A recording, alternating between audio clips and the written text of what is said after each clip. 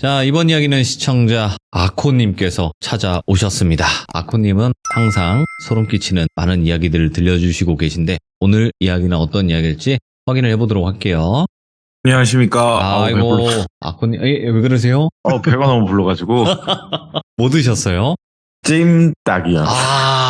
찜닭. 또 당면이랑 같이 이렇게 좀 드셨군요. 감자를 한 6개 먹은 것 같아요. 아우, 감자도 또 들어가 있으니까 먹어야죠.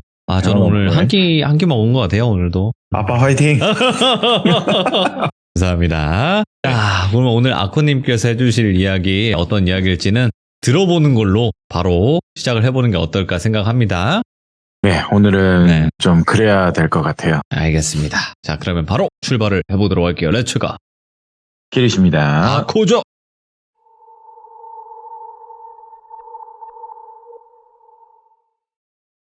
오늘 이야기할 사연은요, 지난주에 산이를 제가 보면서 문득 소름 끼치던 일들을 이거를 하나 좀 풀어볼까요? 참고로 말씀드리자면 이것도 화가 나고 끝이 좋지 않습니다. 아코님이 이야기해서 화가 안 나는 이야기는 없으니까요. 그럼 시작해볼게요. 네. 2013년이에요. 너 그때 기억나냐? 홀령인지 사람인지 개명으로 태화라는 아이한테 갔던 거. 야, 너 기억나냐라고 제가 산이한테 얘기를 했는데 이제 친구 중에 힘센 특전사 나온 똘비라는 친구도 같이 3명이서 얘기를 했는데 넌 그걸 기억 안 하려고 했는데 왜 이 얘기를 꺼내냐. 네가 다시 기억을 하게 만드는구나. 이왕 일이 된 거 공포 라디오 시들모에 이 얘기를 한번 해봐라. 딱 이 얘기를 하더라고요, 주말에. 예. 네, 앞에 말씀드린 대로 이 이야기는 2013년도 이야기고요. 예. 산이가 저한테 그 당시에 아코야 미안한데 다음 주 주말에 순천을 좀 가야 되겠대요. 운전을 좀 부탁한대요. 운전을 좀 부탁한다. 똘비한테 말해놨는데 바라지 형님하고 우리 이렇게 4명이서 좀 갔으면 한다. 그러길래 당시 저희 고모도 순천에 살고 계셔서 얼굴도 볼 겸 가봐야겠다. 그래서 흔쾌히 허락을 했어요. 다가오는 주말에 4명이서 출발을 했는데 차 안에서는 이제 어찌됐든 가는 거니까 왜 가는지는 제가 이제 물어볼 거 아니에요. 바라지 형께서 이야기를 해주시더라고요. 거기에 태화라는 초등학생 6학년 아이가 있대요. 지금은 이제 그 태화라는 아이는 20대 초반의 청년이 됐는데 외할아버지 외할머니 이렇게 3명이서 주택에 살고 있어요. 네. 태화 부모님은 어릴 때 좀 사고를 쳐서 일찍 낳은 아기라고 해야 되겠죠? 사고 쳐서 낳은 아이. 네. 그쵸? 예. 태화 같은 경우는 호적이 엄마 밑으로 들어가 있는 게 아니라 할아버지 밑으로 들어가 있어요. 아버지 존재 자체를 태화는 모른대요. 네. 엄마는 순천의 옆에 있는 여수에서 일을 하면서 왔다 갔다 그래도 친엄마 역할을 잘 하고 있다고 하는데 네. 이 태화가 가지고 있는 질병을 굳이 말하자면 몽유병을 가지고 있는 아이래요. 이게 근데 정확하게는 아니에요. 몽유병이 왜 생겼는지에 대해서는 조금 의견이 나누는데 네. 태아가 어느 날 밤 할머니한테 할머니 이제 무서워 이제 싫어 할머니 너무 무서워 두서없는 무서워 말해 제발 못 오게 해줘 할머니 저 형아 못 오게 해줘 이런 말을 할머니한테 전달을 했대요. 예. 할머니께서 우리 손 왜 어떤 형아가 쫓아오냐고 꿈 꿨어? 라고 이제 걱정해 줄 거 아니에요. 키가 좀 큰 형아고 옷차림은 여름인데 검은 자켓을 입었고 바지는 하얀색 바지야. 옛날에 할아버지 입은 거랑 비슷해. 이렇게 말을 하더라고요. 이 그림처럼요? 네, 이 그림이 저게 나중에 반전이 나올 거예요. 저 그림이 제가 오늘 개편에서 누군가한테 그려달라고 부탁을 한 건데 네, 일단은 제가 기억에는 그려놓은 건데 저게 나중에 소름 끼치는 모습을 제가 공개를 해드릴게요. 맨날 웃고 있어. 저렇게 입가에 미소를 띠고 평소에는 눈이 안 보였는데 오늘 눈을 드디어 자세히 봤는데 그런데 이 형이 이제 네가 나 할 때 됐다. 네가 날 보살필 때 됐다. 이런 말을 나한테 계속 반복을 해. 할머니 너무 무서워. 저 형아랑 이제 안 놀고 싶어. 안 보고 싶어. 그리고 이상한 말들을 외할머니한테 말을 하니까 할머니는 그걸 듣자마자 할아버지한테 당연히 전달을 할 거 아니에요. 얘가 요즘 뭐 잘못 먹어서 그런가? 아니면 요즘에 이제 한창 뭐 놀 때니까 격하게 놀아서 몽유병 증세가 심해진 거 아닌가? 꿈이라고 이렇게 할아버지 할머니께서 내리사랑 달래주시는데 태화 어머니가 이 이야기를 듣고 태화 어머니가 엄청 화가 난 목소리로 예. 너 언제부터 그 영화 본 거냐면서 왜 말을 안 했냐고 엄마가 그렇게 화를 내는 거예요. 버럭 소리를 지르는데 태화가 울면서 하는 말은 아니 몇 달 된 것 같다. 그런데 이 형아가 주말에만 자꾸 이 형이 나타난다.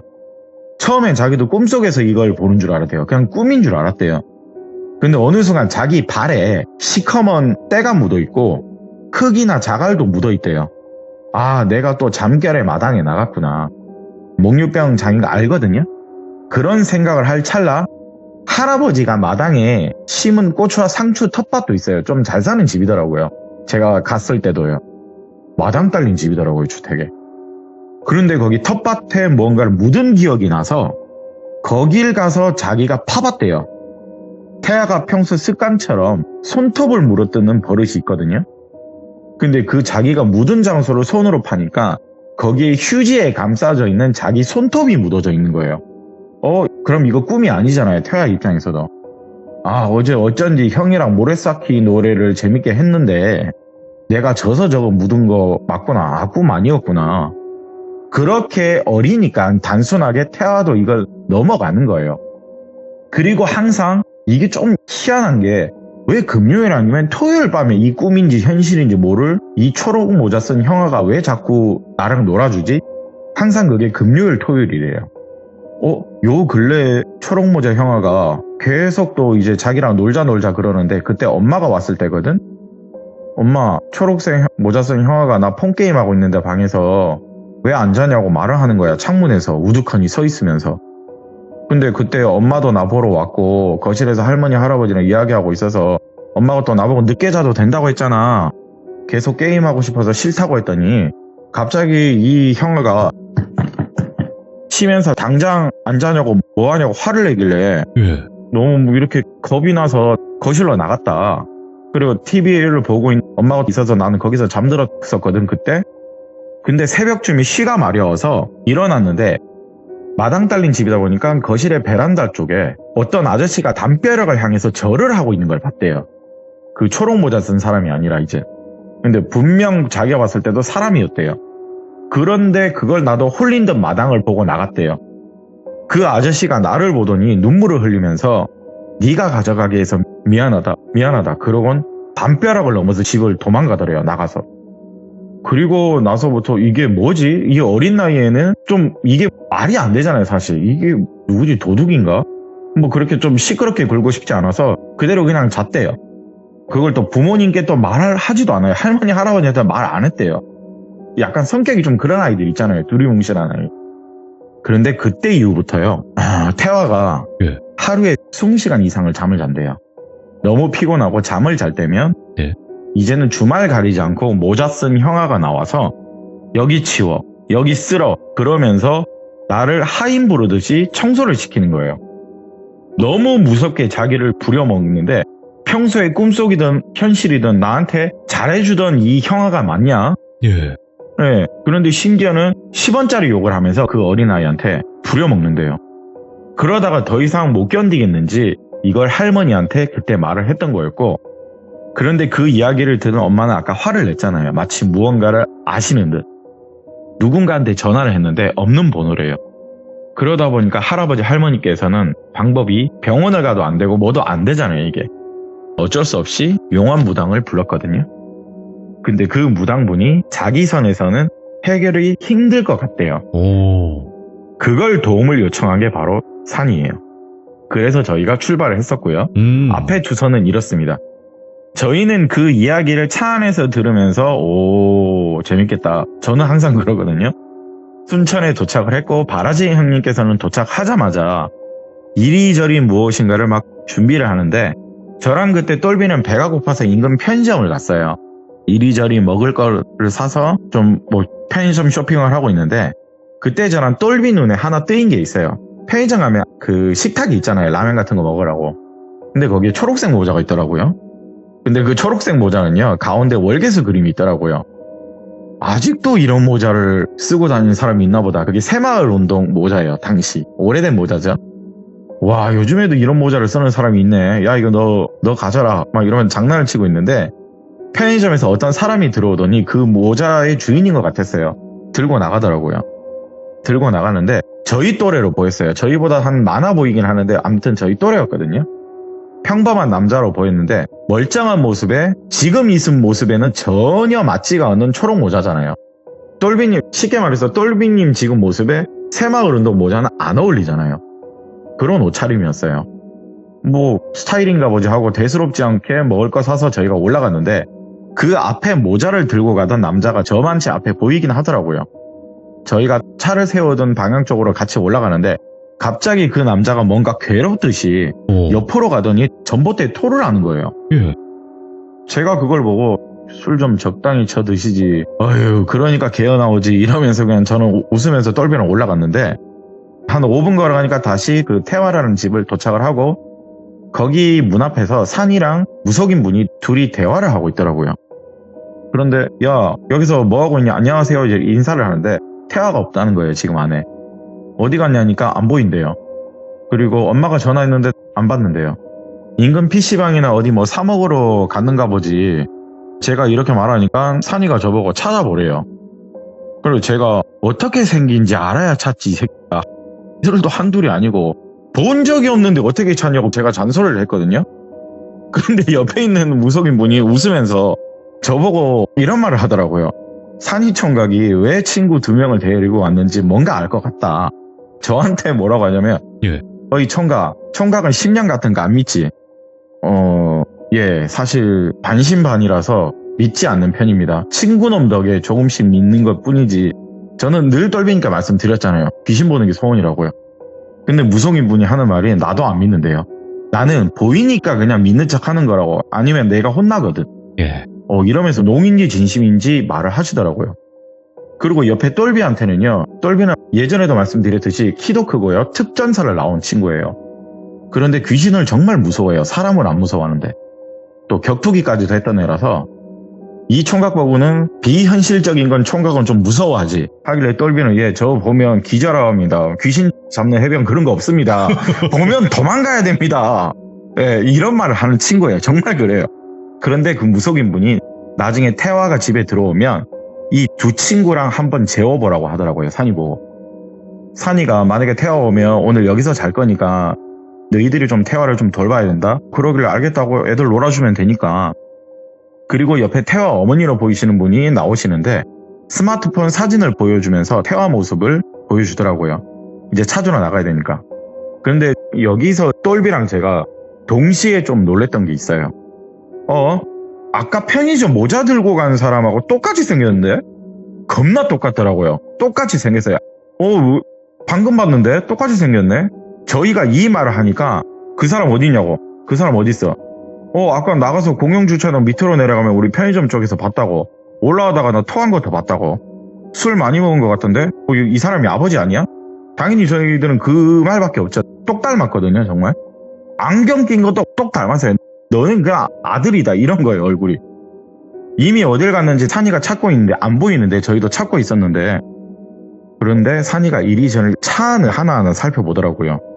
보이지 않는 그 썬팅 칠해 있는 거 그래도 유심히 보는데 어떤 차에 하나 딱 산이가 서더니 하는 말이 저기요 나와보세요 라고 하더라고요. 나와보세요. 산이가 이제 남의 차에다가 행패를 부리는 거잖아요 사실. 예. 저희들 가까이 가니까 이 사람이 맞긴 맞네. 모자도 뒤에 있네. 초록색 저기 있네. 근데 산이가 당장 나오라고 이 사람은 나오라고 언성이 높아지는데 갑자기 또 시동이 켜지길래 옆에 있던 무속인 분이 문을 열려고 하니까 당연히 문이 열리고 시동 끄라고 저희도 앞을 가로막았거든요. 네. 네, 그런데 태화 어머니라는 분이 나와서 그 사람을 보고선 기겁을 하면서 이 미친 X가 여기 왜 있냐고 당신 여기 뭐하냐면서 고래고래 소리를 지르더라고요. 그 전라도 특유의 사투리를 엄청 세게 섞어가면서 욕을 막 퍼붓는데 이 미친 거시기 같은 놈이 네 자식한테 어떻게 그럴 수 있냐고. 좀 이렇게 주변이 시끄러워지니까 사람이 좀 몰리니까 제가 이거 우선 좀 집으로 가서 이야기하자고. 사람 몰리면 동네 창피한 거고 이거 어머니만 좀 나빠질 수도 있다고. 근데 남자는 여기서 저항을 하는 거예요. 안 가겠다고. 근데 아까 말씀드린 똘비가 좀 힘이 세죠. 저희가 항상 똘비를 대동하는 이유는 이거예요. 예. 혹시 모르니까. 사람은 전혀 무서워하지 않는 특수부대 출신 이 쌈짱이 이 사람을 질질 끌고 집으로 데려가더라고요. 산이 말은 또 잘 들어요. 참. 집에 도착하는데 태화 외할아버지도 그 사람을 보더니 뺨을 냈다 후려갈기더라고요. 이 나쁜 새끼 그러면서 욕을 하시고 태화 어머님도 옆에 가서는 할퀴고 꼬집고 여성분들 특유로 때리는 거 아시죠? 그렇게 난동을 부리면서 네가 어떻게 그럴 수 있냐 이런 식으로 막 얘기를 하는데 제 입장에서는 도대체 이게 무슨 일이지? 우리가 들은 건 극일부라서 이게 도대체 무슨 일인가 저는 궁금할 수밖에 없어요. 뭘 어떻게 받아들여야 되는지 일단 시키는 대로 하고 있는데 일단 태화를 또 찾아야 하니까 아이를 나가는데 마침 태화가 다크서클 진하게 완전 상태가 별로 좋지 않은 모습으로 집으로 들어오는데 엄청 말랐더라고요. 애가 명량핫도그 하나를 꾸역꾸역 먹으면서 들어오더라고요. 태화 엄마는 야 이놈아 전화를 했으면 받아야지 왜 전화를 안 받냐고. 태화가 말하길 배터리가 없었다 엄마. PC만 갔다가 집에 오는데 어떤 아저씨가 10,000원짜리 한 장 용돈도 주길래 핫도그 사 먹고 왔다. 근데 저 아저씨 저기 있네. 그 사람인 거예요. 초록색 모자를 쓴 사람.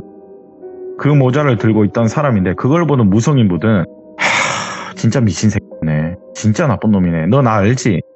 산이도 한숨을 쉬면서 어떻게 아버지라는 인간이 자식한테 그럴 수가 있냐. 네가 받은 오퍼를 왜 자식한테 주려고 하냐. 그것도 이렇게 센 귀를 잘못하면 쟤 단명한다. 얘 13살이다. 저 어린 것이 어떻게 이런 큰 터주신을 모실 수 있겠냐. 네가 받은 걸 당장 돌아가다가 저러다가 죽는다. 자, 방금 말씀드린 터주신, 흔히 말하면 가택신이라고 얘기를 하죠. 그런데 우리가 알고 있는 그런 터주신은 뭐 그런 거일 수도 있는데 이 터주신은요. 저승길을 관리하는 그리고 저승길을 깔끔하게 하는 터주신의 종류가 있대요. 등급으로 치면 굉장히 세대요. 무속인분들 함부로 건드릴 수가 없대요. 말 그대로 저승으로 관리해주는 그 길을 닦아주는 사람이기 때문에 엄청 강한 길이에요. 그런데 산이가 너무 화가 나서 저러다가 죽는다고.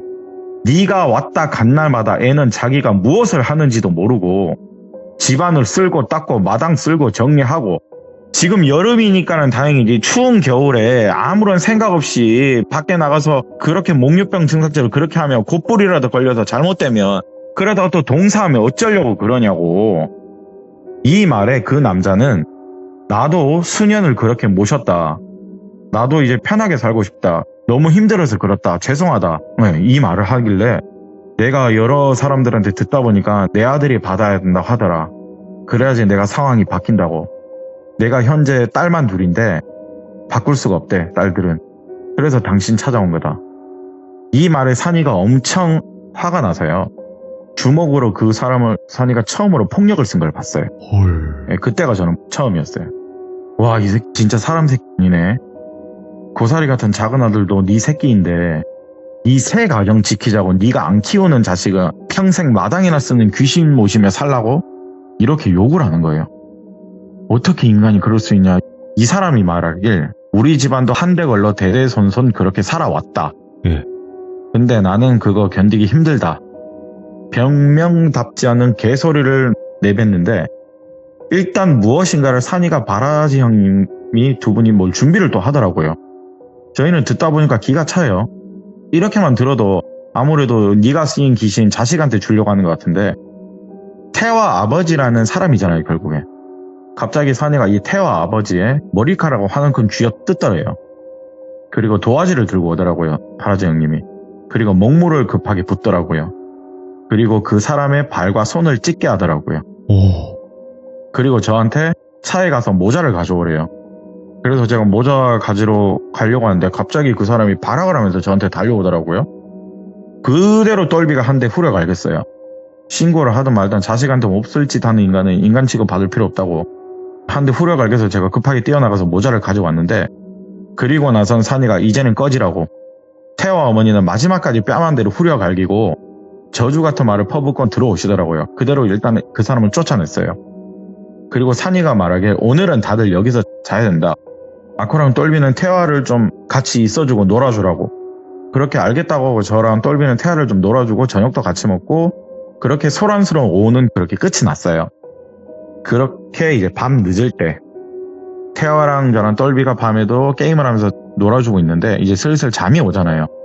근데 저희가 저녁을 피자를 먹었거든요. 피자를 먹으면 그 위에 끈이 오잖아요. 빨간 끈. 그걸 산이가 이걸로 쓰면 될 것 같은데 하면서 저희한테 오더니 제 오른손에는 태화의 배를 묶고 예. 똘비한테는 한 다리에 태화의 오른다리를 묶더라고요. 혹시나 몽유병이 또 나갈 수도 있으니까 그런가 보다 하니까 맞대요. 그렇게 하고 이제 잠이 들었는데 제가 좀 불면증이 있어서 제가 좀 늦게 자는 편이거든요. 그리고 똘비랑 태화는 그대로 잠이 들었는데 새벽 4시 20분 제가 그때 정확히 날짜를 기억을 하는데 태화가 갑자기 일어나더니 역시 몽유병 증상을 보이더라고요. 그런데 똘비도요. 마찬가지 일어나더니 화장실 가려나 했는데 얘가 일어나서 초점이 없는 눈으로 태화랑 자기랑 묶여져 있는 끈을 풀더라고요. 너 뭐하냐 쉬말이 없냐 하니까 대꾸를 안 해요. 돌았나 이러고 있는데 대꾸를 안 해요. 근데 그건 네가 풀면 어쩌냐고. 산이가 풀 때까지 기다리라고 했잖아. 산이가 절대 풀지 말라고 했거든요. 자기가 풀 거라고. 예. 네가 풀면 어쩌냐고. 그런데 제 손에 있던 건 그래도 태아랑 어찌됐든 연결이 돼 있으니까 얘가 풀든 안 풀든 태아는 움직이질 못해요. 네. 근데 똘비는 자기 끈을 풀더니 자기 혼자 가서 갑자기 쪼그려 앉아서 고개를 숙이고 있는 거예요. 쪼그려 앉아서 기침하면서 혼자서 흐느끼면서 고개를 숙이고 있는데 태화는 이제 제 끈을 풀려고 하는지 제 끈을 막 만지작 거리는 거예요. 예. 그래서 태화야 괜찮아 하면서 제가 좀 안아줬거든요. 아빠처럼 이렇게 안아주니까 산이가 이제 갑자기 들어오더니 가위로 제 끈을 이제 자르더라고요. 그리고 야 저기 가서 물 한 바가지 똘비 얼굴에 뿌리고 오라고. 알겠다고 하고 제가 컵에 있던 물로 똘비 얼굴을 냈다가 그냥 뿌려버렸거든요. 그러더니 아차가 하면서 정신을 차리더라고요. 근데 여기서 똘비가요. 여기서 뭐라고 하냐면 야 나 가위 눌렸어. 야 나 귀신은 믿긴 믿는데 가위는 처음 눌러봐. 대박. 뭐 이런 소리 하길래 뭉치나 뭔 헛소리를 하고 있어. 무슨 자꾸 개소리를 해. 내 말 듣지도 않고. 야 들어봐. 잠이 들었는데 야 나 대박이야. 어떤 초록 모자를 쓴 평범한 남자가 태아를 부르는 거야. 야 내가 아까 들은 게 있잖아. 우리 다 같이. 야 일어나 그러는데 자기 손에 태아가 묶여 있으니까 그 초록 모자 쓴 어떤 사람이 나보고 어이 이거 당장 끈 풀어 이러는 거예요. 안 풀면 손 잘라버린다 라고 하는 거예요. 근데 그 기세에 너무 눌려서 자기도 모르게 그 끈을 막 풀고 있었대요. 손 잘라버린다고 하니까. 근데 잘 생각해 보니까요. 그 끈을 풀고 있는 자신의 모습을 자기가 보고 있어요. 그럼 도대체 나는 누구고 끈 풀고 있는 나는 누구지 이거잖아요. 결국에 뭐 유체이탈이잖아요. 어떻게 보면. 그리고 끈을 푼 자신은 구석에서 무서워서 찌그러지면서 기침을 하면서 덜덜덜 떨고 있는데 이거 내가 영화나 TV에서 보던 산이가 말하던 그런 건가 보다. 빨리 정신을 차려야 되는데 이게 너무 정신이 안 차려지니까는 자기 딴에는 아코야 사나 막 소리를 막 지르고 있던 거예요. 거기서 마치 이제 누가 봐도 가위에 눌린 거죠. 그건요. 너무 무서운데 누군가 와서 빨리 자기를 깨워주길 기다리는데 그 귀신이 태워보고 빨리 일어나. 길 청소 안 하고 뭐해. 터주신께서 말을 하기를 빨리 일어나. 얼굴 잘라버리기 전에 빨리 일어나. 태아는 일어났지만 제 손에 끈이 묶여져 있잖아요. 예. 그래도 일어나지 못하는 거죠. 저 때문에. 전 계속 태아를 안고 있었고 끌어서 그때 산이가 이 모든 상황을 그 끈을 끊으면서 종료를 시켰거든요. 그리고 마당을 나가서는요. 신부가 아까 가지고 있던 모자와 머리카락 있죠. 초록색 모자 머리카락. 도화지에 찍어둔 발과 손 이 모든 것을 갑자기 거실에 가서 불을 태우더라고요. 그리고 태화 끌어안고 아코야 좀 따라와라. 따라오래서 나갔는데 거기에도 인근 야산이 있었어요. 오후에 봤던 무속인 분이 거기서 굿을 하고 계시더라고요. 저희는 굿을 하고 있는지도 몰랐어요. 벌써 한 3-4시간 하고 있다고 하는데 거기에서 산이도 태화의 운동화를 불을 태우고 있더라고요. 그리고 태화를 눕히고는 전형적인 무속인 분들이 하시는 굿판을 다시 벌이기 시작했어요.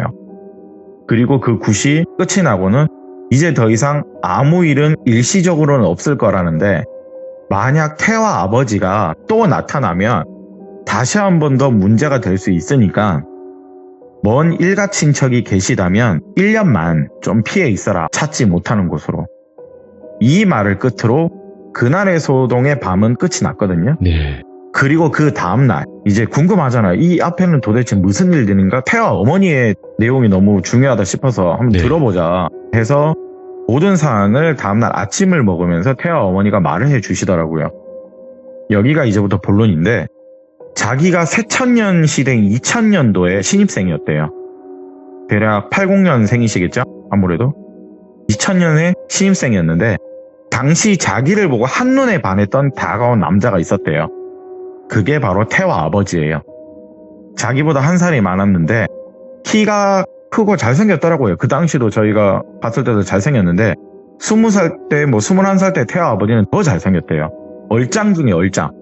꿈의 이상형이 그리는 사람이 자기를 좋다고 하니까 솔직히 여자 입장에서는 싫진 않잖아요. 인기 많은 잘생긴 선배 오빠가 자기한테 고백을 하니까 너무 또 잘해주고 오빠 나 왜 좋아해? 그러면 네가 너무 선해 보이고 그냥 무언가에 너랑 결혼하면 잘 살 것 같다. 그 끌림이 있었대요. 그 어린 나이에도 불구하고 태화 아빠는요. 너랑 빨리 결혼하고 싶다. 너 안 놓치고 싶다. 그 말에 너무 감동받아서 그런지 선을 넘어버렸대요. 네. 임신을 하게 된 거죠. 그때 돼서야 이제 본색이라고 해야 되겠죠.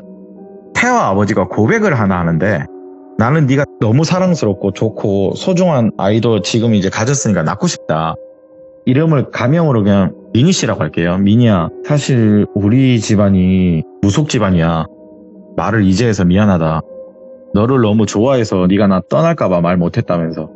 그런데 널 봤을 때 넌 나 다 이해해줄 수 있을 것 같은 얼굴이고 성격이라서 그 말을 하는데 이 태화 엄마 미니 씨는요. 네. 한 대 얻어맞은 것처럼 너무 충격적이었대요. 왜 그러냐면 태화 어머니 집도요. 증조 할머니가 무당이래요. 정확하게 말하면 미니 씨의 할머니죠. 예. 네, 할머니가 무당이셨대요. 그렇게 먼 윗분은 무당이라고 하는데 그런데 자신은 이걸 못 느끼고 자란 사람이래요.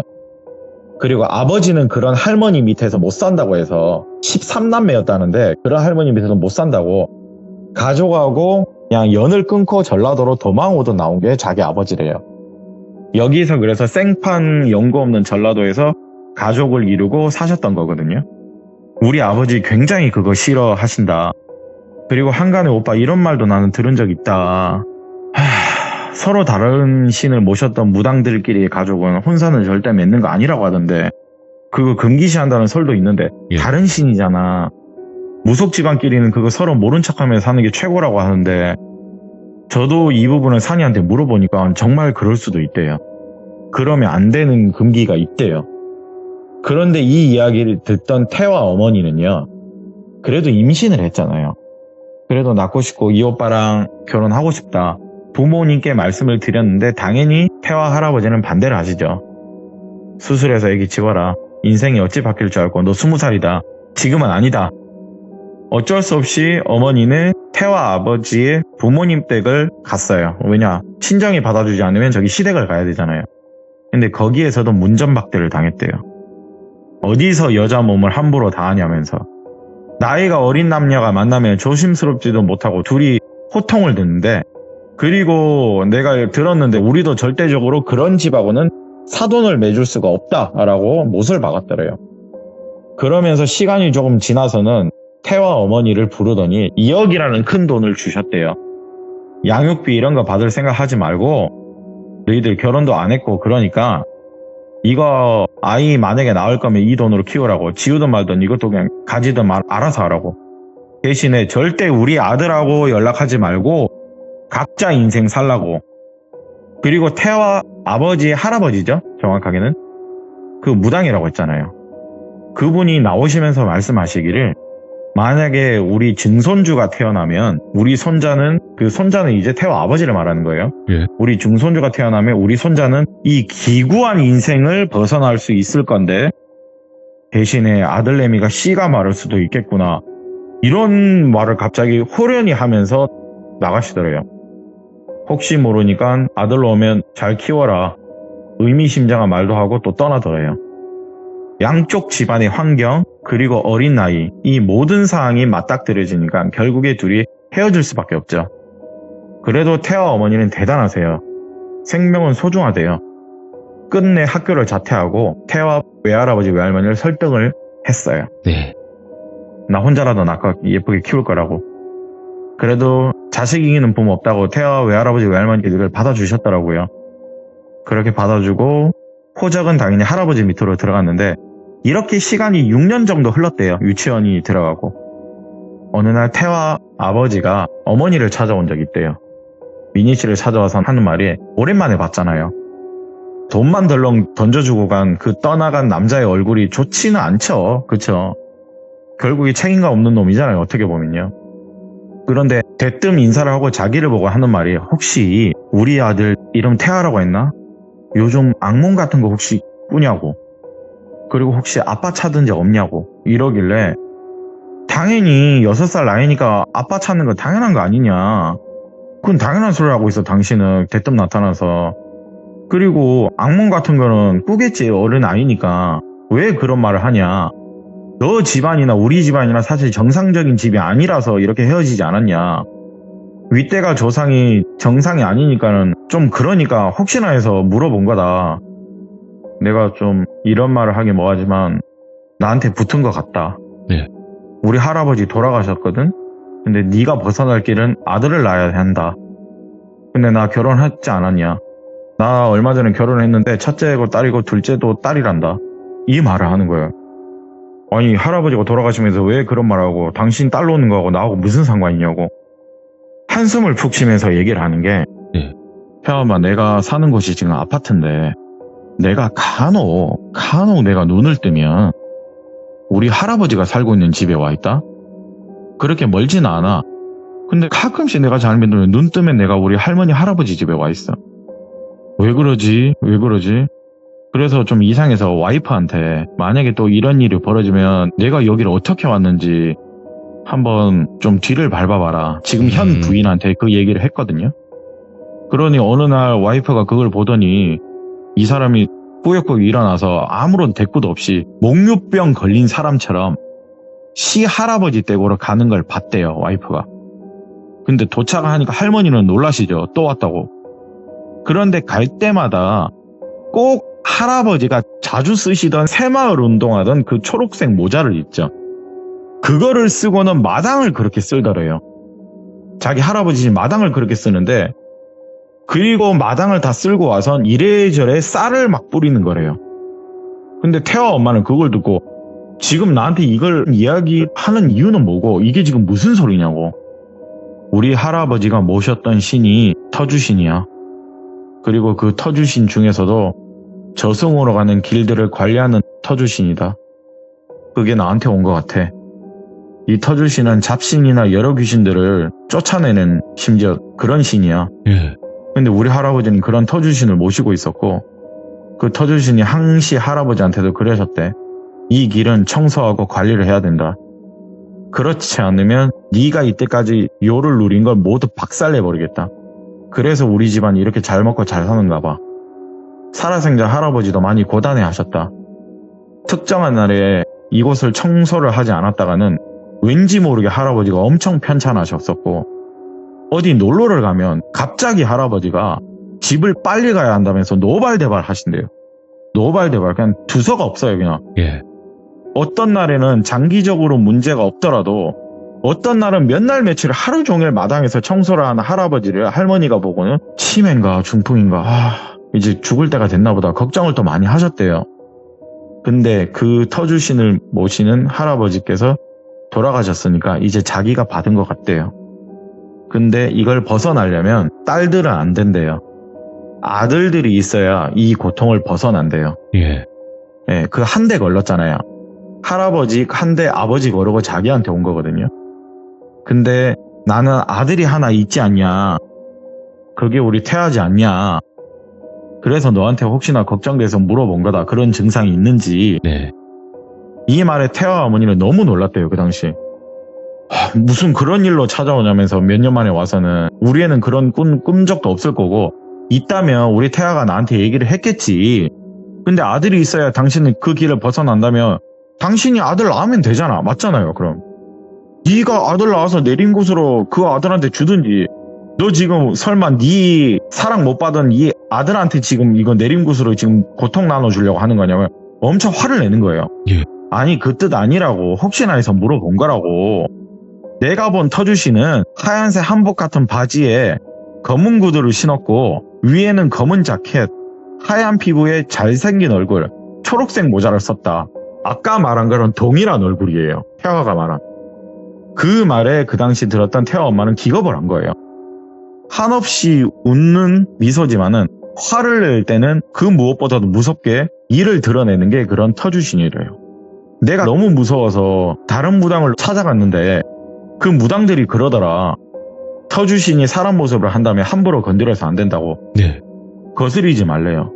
그 말을 끝으로는 다시 헤어지고 또 몇 년이 지났는데 한날에는 잔뜩 술에 취해선 태화 아버지가 태화 엄마의 미니 씨한테 전화를 연 적이 있대요. 네. 야, 내가 또 자식을 하늘나라로 올려보냈어. 벌써 유산만 3번째다. 딸만 둘인데 나도 아들 낳을 볼 거라고 우리 와이프 임신을 계속 하는데도 지금 3번째 유산이다. 근데 내 느낌상 이 사산단 태아가 다 아들 같거든? 아들씨 가지면 이거 이렇게 살 수도 있다고 했는데 나 맞다. 그거 기억난다. 우리 할아버지가 아들 하나 놓으면 그 이후부터 남자씨가 마른다고 하던데 내가 벌을 받는 건지 우리 와이프 지금 몸도 많이 안 좋고 이걸 어쩌면 좋냐. 이렇게 푸념을 늘어놓길래 민희씨가 너무 화가 나서 나는 새끼야. 네 새끼 아버지 없이 키우고 있다고. 나는 안 불쌍하니? 태아는 안 불쌍하니? 네 뱃속에 죽은 자식만 불쌍하냐고. 네 아들은 10여 년 세월 동안 아빠 얼굴 모르고 저주받은 양쪽 집안의 기로 태어나서 이렇게 아빠 없이 자라고 있는데 2번 다시 전화하지 말라고 이 새끼야. 그렇게 끊었고 산이를 불러들인 이 무당분이 있죠. 이분이 말씀하시길 태화 아버지라는 사람이 부인과 딸을 낳은 이후부터 지속적으로 임신을 해도 유산을 하거나 잘못되다 보니까 무속인을 찾아왔대요. 네, 자기는 아직 크게 시선을 받은 것도 아니고 아마 노예나 머슴이 필요한 듯 터주신이 내려와서 자기를 머슴 부리듯 부려먹는데 가끔씩 정말 눈을 뜨면 내가 여기서 왜 마당을 쓸고 청소를 하고 있는지 모르겠다고. 자기한테 어릴 때 사고 쳐서 낳은 애가 있는데 걔가 내 내림을 가져갈 수 있냐. 나는 이제 정상적인 남편이자 아빠가 될 수 없는 거냐. 새로운 자식, 아들 자식 낳을 수 없는 거냐. 무당분한테 그런 말을 했는데 그게 쉬운 게 아닐 거지만 가능은 하대요. 장기간 공양을 드리면 가능하대요. 그런데 그 태화 아버지란 사람이 찾아간 무당이 바로 산이 옆에 있는 산이를 부르신 무당분이세요. 네, 참 우연도 기구하죠. 예. 서로 불렀는데 그분이 정말 용한 무당분이시래요. 전라도에서. 왜 이렇게 이어진지에 대해서는 우연이라고 정말 말씀드릴 수밖에 없는데 이후에 이 이야기를 듣게 되었거든요. 우선 이 이야기의 끝맺음을 짓자면요. 태화 아버지라는 사람은 마찬가지 준비가 되어 있지도 않는 상태에서 터주신을 강제로 받아들이게 됐어요. 대신해서 한 대 걸러 아버지 대신에 자기가 강압적으로 받았는데 어느 날부터는 이제 너무 자주 눈 뜨면 할아버지 집에 와 있대요. 이제 일을 할 수 없을 정도로. 청소하는 것도 현타가 오는데 무섭게 노려보는 터주신이 너무 무섭대요. 역시나 앞에 말씀드린 대로 이거를 되물림하려면 아들을 낳아야 되는데 아들은 씨가 말라서 이제 가질 수가 없고 이 처지가 너무 괴롭대요. 그런데 문득 생각을 하니까요. 지금 살고 있는 내 귀여운 내 딸, 우리 마누라가 너무 불쌍하대요. 근데 여기서는 우리가 다들 고통받고 살고 있는데 이 태화라는 우리 아들은 내가 사랑을 비록 못 줬지만은 어찌 보면 잘 살고 있으니까 지금 있는 가정을 지키고 저기를 버려야 되겠다. 이런 생각을 가진 새끼였어요. 그 방법들을 어떤 무당분한테 듣게 되었는데 아까 말씀드린 대로 산이를 부른 무당분이에요. 그 무속인분이 이게 이전이다 보니까 이 방법을 알려줬거든요. 장기간 공양을 분명 들어야 된다.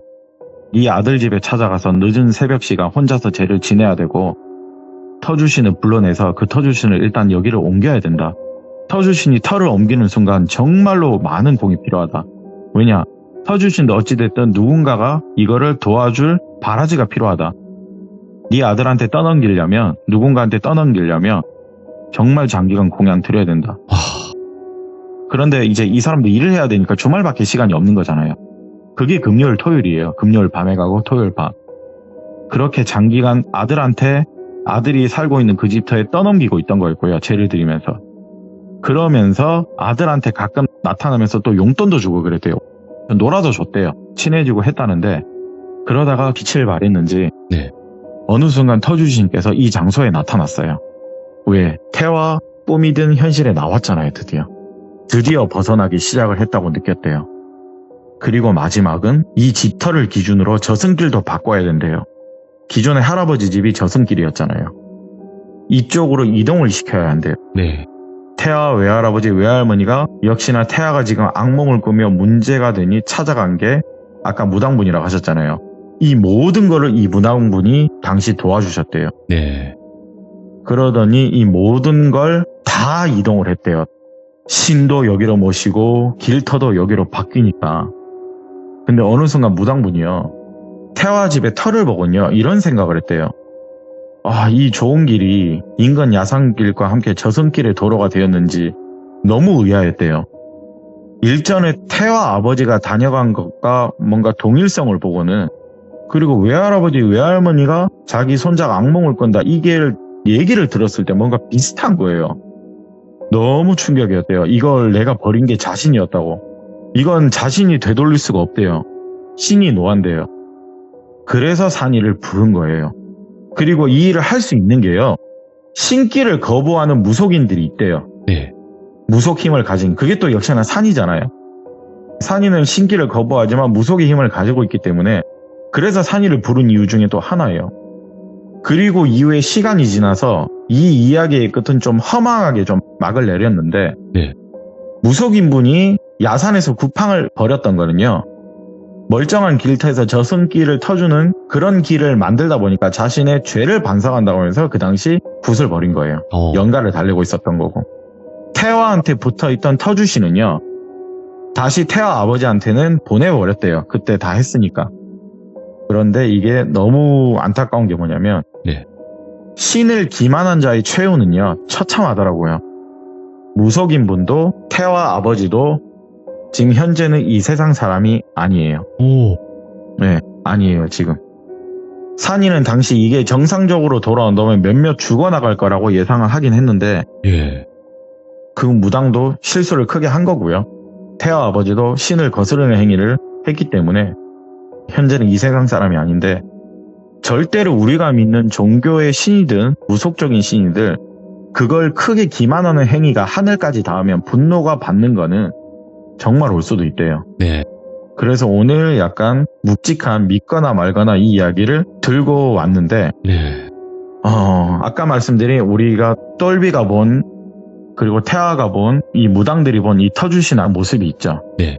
네, 제가 애니식으로 그려달라고 해서 부탁을 드린 건데 이 형상의 모습을 그대로 보시는 분들이 있다면요. 똘비님께 한번 연락을 해주세요. 저한테? 네. 네, 산이가 한번 출동할 수도 있어요. 만약에 저 터주신이 저런 형상을 나는 꿈이라도 꼭 본 적이 있다. 귀신을 보시는 분이라면. 만약에 저한테는 그렇고 저한테 똘비님한테 연락을 주신다고 하도 아마 산이님 보려고 거짓말로 연락 주시는 분들이 있을 거예요. 그렇죠. 그러면 우리 똘비님께서 걸러서 잘 컨트롤 해 주시겠죠. 분명히 그래 그 산이님이라는 분이 용하다는데 이러면서 거짓말로 저 봤어요. 산이님 좀 연결해 주세요. 이럴 거예요 아마. 그렇겠죠. 예. 어차피 뭐 산이님께서 저 형상의 분을 찾아다니셔야 된다면 언젠가 또 만날 겁니다. 그렇죠. 네. 그리고 태화는요. 네. 내림을 받은 상태입니다. 지금요? 네. 그리고 산이가 데리고 있습니다. 제천에 데리고 있습니다. 네. 그렇게 되셨구나. 네. 기구하네요. 진짜로. 네. 이거는 해피엔딩이 처음부터 될 수가 없었대요. 우리가 갔던 거는 그냥 거기는 저승길이 분명 아닌데 저승길이 된 걸 막아야 되는 거고. 아코님이 말씀하신 이 이야기 자체가 진짜 어떻게 이런 또 기구한 삶을 사시는 분이 있네 또 이렇게 알 수 있었고 야 진짜 화딱지가 안 날 수는 없지만 그래도 아코님의 이야기에서 또 빠질 수 없잖아요. 이런 또 사연들이 많은 그런 분들 만나고 다니시니까. 그러네요. 내가 기구한 것 같아요. 누가 기구한 걸까? 기구한 삶을 사시는 분들을 찾아다니시는 걸까? 아니면 그런 분들을 만나는 게 운명인 건가? 또 이렇게 알게 되는 이야기가 아닌가 생각이 듭니다. 네. 그리고 아마 태화도 이 사연을 듣고 있을 거예요. 본명은 아니지만은 힘 좀 냈으면 좋겠습니다. 태화. 파이팅입니다. 태화님도. 그죠? 네. 감사합니다. 똘비님. 네. 고맙습니다. 네. 혹시라도 지금 이 이야기를 같이 듣고 계신 태화님이 계시다면 정말 또 기구한 삶을 사셨다라는 거를 간접적으로나마 아코님께서 전달을 해주신 거고, 앞으로 하시는 일 모두 잘 되시길 바랄 뿐입니다. 시청해주신 모든 분들 감사드립니다. 고맙습니다.